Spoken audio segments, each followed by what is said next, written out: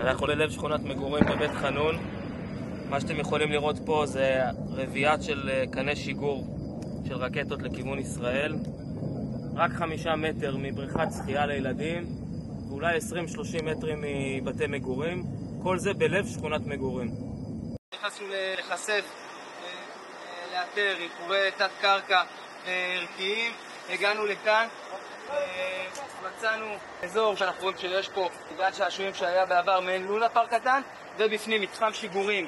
אנחנו מעריכים שגם פה איפשהו יש חלק של תת קרקע. אנחנו עכשיו ניכנס ונחשף, אבל ממש אפשר לראות את המתחם שיגורים מתוך הלונה פארק והפארק משחקים של הילדים.